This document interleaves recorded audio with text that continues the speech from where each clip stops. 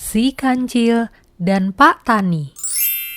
Pada suatu hari, hutan dilanda musim kemarau yang cukup panjang. Sudah beberapa waktu tidak turun hujan, sehingga sungai mulai mengering. Si Kancil kini kebingungan mencari makan, karena makanan di hutan mulai habis. Ia pun berjalan keluar hutan dan berusaha mencari tempat baru yang terdapat makanan. Setelah menempuh perjalanan panjang, Kancil menemukan sungai dengan air yang melimpah. Seketika ia langsung meminumnya lalu beristirahat. Setelah beristirahat, ia melanjutkan perjalanannya. Saat sedang berjalan, tiba-tiba ia melihat kebun petani. Setelah mendekat, ternyata kebun itu dipenuhi oleh timun yang segar.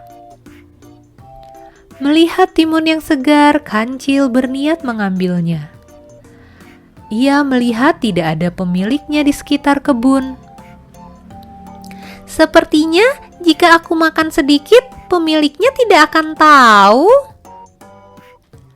Karena sudah sangat kelaparan, Kancil pun lalu masuk ke dalam kebun, memetik timun, lalu memakannya dengan lahap.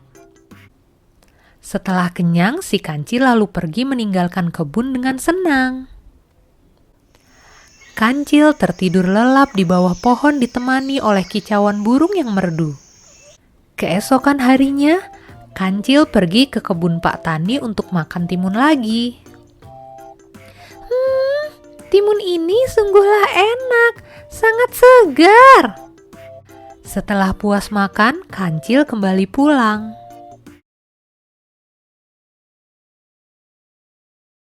Pak Tani sangat rajin merawat kebunnya. Ia menyiramnya setiap hari dan memberi pupuk secara teratur agar tanahnya subur sehingga menghasilkan buah-buahan yang berkualitas. Hari-hari berikutnya Kancil kembali ke kebun untuk mengambil timun milik Pak Tani.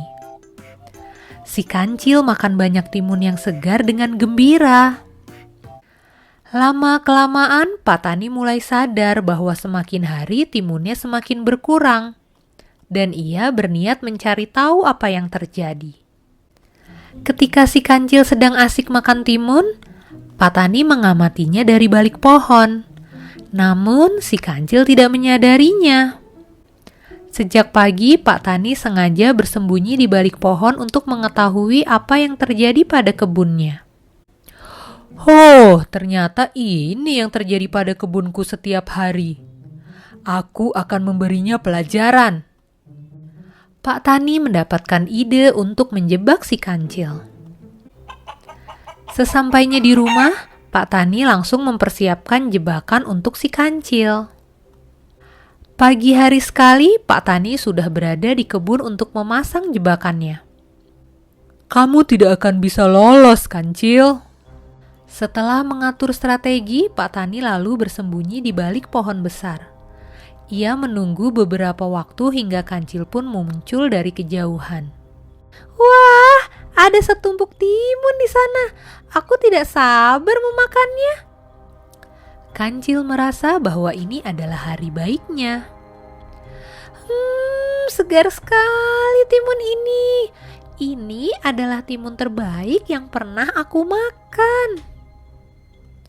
Seketika Pak Tani menurunkan kurungannya dan membuat Kancil terjebak di dalamnya.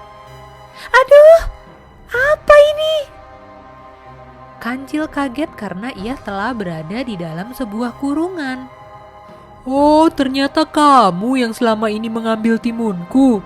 Sudah berapa banyak hasil kebunku yang kamu ambil? Maafkan aku, Pak Tani. Maafkan aku karena telah mengambil hasil kebunmu. Aku sungguh menyesal. Aku tidak akan mengulanginya lagi. Aku mohon Pak Tani, keluarkan aku dari kurungan ini. Kancil pun berjanji akan melakukan apa saja apabila Pak Tani mau melepaskannya dari kurungan. Pak Tani merasa iba kepada Kancil yang telah minta maaf dan berjanji untuk tidak akan mengulanginya lagi. Baiklah, aku membutuhkan seseorang untuk membantu merawat kebunku.